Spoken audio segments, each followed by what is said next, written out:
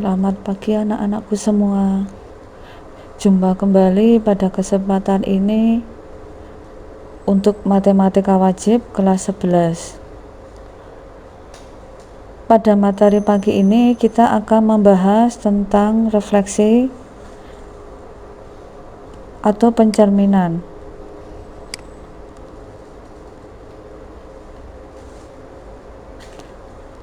Sebelum masuk ke pencerminan atau refleksi, perkenalkan dulu, nama Ibu Sri Wahyuningsih untuk mengampu matematika wajib kelas 11 IPS 1 sampai IPS 4. Kompetensi dasar yang akan kita pelajari pada kesempatan ini, yang pertama, menganalisis dan membandingkan transformasi dan komposisi transformasi dengan menggunakan matriks. Kompetensi dasar yang kedua, menyelesaikan masalah yang berkaitan dengan metrik transformasi geometri yang berkaitan dengan refleksi atau pencerminan. Itu kompetensi dasar yang akan kita raih. Sementara indikator pencapaian kompetensi meliputi yang pertama, menyebutkan contoh refleksi dalam kehidupan sehari-hari. Yang kedua, menganalisis sifat-sifat refleksi berdasarkan pengamatan pada masalah kontekstual dan pengamatan objek pada bidang koordinat. Yang ketiga, menemukan konsep refleksi yang kaitannya dengan konsep matriks. Indikator yang keempat, menentukan refleksi dari titik dan garis dengan menggunakan metrik.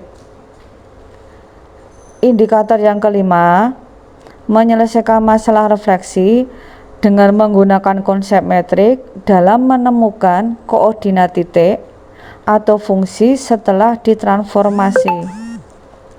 Yang keenam, kompetensi yang akan kita raih, menganalisis operasi refleksi dengan menggunakan konsep matriks. Sebelum masuk ke materi pencerminan atau refleksi, kalian lihat tayangan yang ada di depan. Sebuah bangunan masjid, terlihat cerminannya di atas permukaan air, seperti yang ada di gambar tersebut. Pertanyaannya, dapatkah kalian menjelaskan sifat-sifat dari pencerminan tersebut dengan mengamati objek yang ada di hadapan kalian? Ini objeknya berwujud masjid. Posisi masjid itu berada di sekitar permukaan air. Dengan mengamati objek tadi, dapat disimpulkan beberapa sifat dari pencerminan. Yang pertama, objek dan bayangannya akan selalu sama. Yang kedua, sifat yang kedua setelah kita mengamati tadi, jarak setiap titik pada objek dan cermin akan sama dengan jarak setiap titik pada bayangan dan cermin. Sifat yang ketiga, tinggi objek akan sama dengan tinggi bayangannya. Sifat yang terakhir setelah dari pengamatan, garis yang menghubungkan titik pada objek dengan titik pada bayangannya akan selalu tegak lurus dengan cermin yang ada di hadapannya. Itu beberapa sifat-sifat pencerminan dengan melihat tayangan tadi. Berdasarkan sifat-sifat tersebut, dapat disimpulkan pengertian dari refleksi atau pencerminan. Refleksi atau pencerminan itu suatu transformasi yang memindahkan setiap titik pada sebuah bentuk ke titik yang simetris dengan titik semula terhadap sumbu pencerminan tersebut. Itu secara garis besar pengertian dari refleksi atau pencerminan. Selanjutnya contoh pencerminan yang akan saya sajikan yaitu pencerminan bangun datar. Untuk bangun datar yang ada, kalian lihat dan kalian amati bangun datar segitiga. Segitiga ABC dicerminkan pada garis P dan R. Cerminnya itu kita simbolkan garis PR.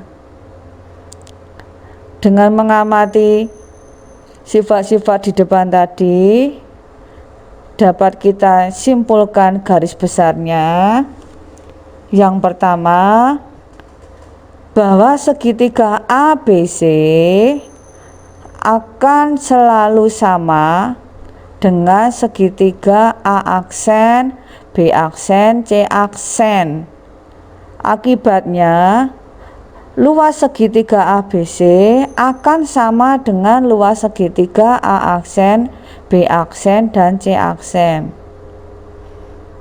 Sifat yang kedua, garis CP akan sama dengan garis C aksen P, atau garis AHI akan sama dengan garis A aksen HI. Dengan kata lain, jarak titik sudut pada segitiga ABC ke cermin akan sama dengan jarak titik sudut segitiga A aksen, B aksen, C aksen ke cermin. Jaraknya akan selalu sama. Yang ketiga, tinggi segitiga ABC akan sama dengan tinggi segitiga A aksen, B aksen, C aksen. Sifat yang terakhir, untuk nomor 4, ruas garis A aksen, B aksen, C aksen semuanya akan tegak lurus pada cermin, yaitu pada garis P dan R.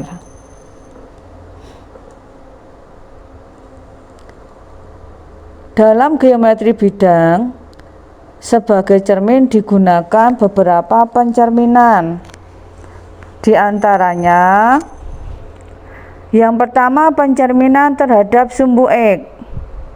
Yang kedua pencerminan terhadap sumbu Y. Yang ketiga pencerminan terhadap garis X sama dengan M. Keempat pencerminan garis Y sama dengan N. Kelima pencerminan garis Y sama dengan X. Yang keenam pencerminan garis Y sama dengan min X. Dan yang terakhir pencerminan terhadap titik pusat 0,0.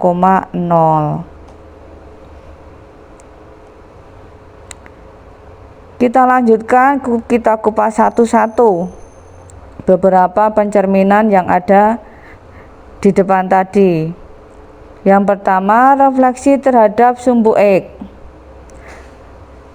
Jika diketahui titik P-nya X, Y dicerminkan terhadap sumbu X, maka titik bayangannya itu akan dihasilkan titik X, min Y. Atau dengan kata lain, metrik pencerminan terhadap sumbu X akan dihasilkan metrik 1, 0, 0, min 1. Ini kalau pencerminannya terhadap metrik. Yang kedua, refleksi terhadap sumbu Y. Jika titik P-nya itu min X, Y dicerminkan terhadap sumbu Y, maka titik P aksen yang dihasilkan yaitu titik X, Y. Dengan kata lain, metrik pencerminan terhadap sumbu Y disimbolkan dengan metrik min 1, 0, 0, 1. Yang ketiga, refleksi terhadap garis X sama dengan M. Diketahui titik P-nya E, Y. Garis X sama dengan M.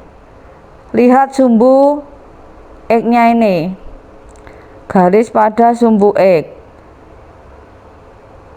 Yang ditanyakan pencerminan terhadap garis X sama dengan X. X sama dengan M ya. Berarti posisi M-nya itu berada di garis pada sumbu X. Maka pencerminan yang dihasilkan P aksennya itu 2M min E, Y. Refleksi yang keempat yaitu refleksi terhadap garis Y sama dengan N. Garis Y sama dengan N, posisi N-nya itu berada di sumbu simetri Y. Garisnya di sumbu Y. Jika diketahui titiknya P, X, Y, maka pencerminannya terhadap garis Y sama dengan N, P aksennya sama dengan E, 2N min Y. Yang kelima, refleksi terhadap garis Y sama dengan X. Ini garis Y sama dengan X, titik P-nya E, Y, maka pencerminannya yang dihasilkan atau P aksennya Y, X. Dengan kata lain, jika pencerminannya terhadap metrik, berarti metrik yang kita gunakan yaitu metrik 0, 1, 1, 0. Yang keenam, refleksi terhadap garis Y sama dengan min X. Garis Y sama dengan min X seperti ini. Titik PE-nya E, Y. Bayangan yang dihasilkan atau P aksennya min Y, min X. Dengan kata lain, jika pencerminannya menggunakan metrik, maka metrik yang dihasilkan yang dipakai yaitu metrik 0, min 1, min 1, 0. Itu tadi beberapa pengertian refleksi terhadap sumbu X dan lain sebagainya. Untuk kesimpulannya, kalian lihat tayangan di depan. Rumus yang dihasilkan itu jika menggunakan titik koordinat.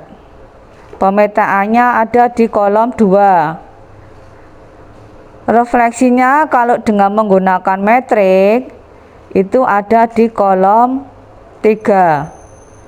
Jadi kalau pakai titik koordinat itu di kolom 2, kalau menggunakan metrik di kolom 3. Dan seterusnya kalian lihat.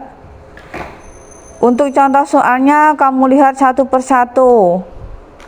Yang pertama contoh soal pencerminan terhadap sumbu X. Contoh 1 dan 2 sudah jelas, kalian pahami sendiri.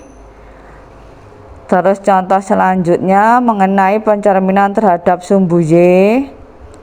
Kalian baca, kalian cermati. Langkah pertamanya kalian mencari X aksen dan Y aksennya terlebih dahulu. Setelah X aksen Y aksennya ketemu, dirubah ke bentuk variabel X dan variabel Y. Selanjutnya contoh soal pencerminan terhadap garis X sama dengan M. Langkah pertama juga sama, mencari X aksennya dulu dan Y aksennya. Setelah itu cari variabel X dan variabel Y-nya untuk disubstitusikan ke persamaan tadi di soal. Contoh berikutnya, pencerminan terhadap garis Y sama dengan N. Langkah-langkahnya sama seperti di depan. N-nya ini kita ganti dengan garis Y sama dengan min 3. Jadi N-nya kita pakai yang N sama dengan min 3.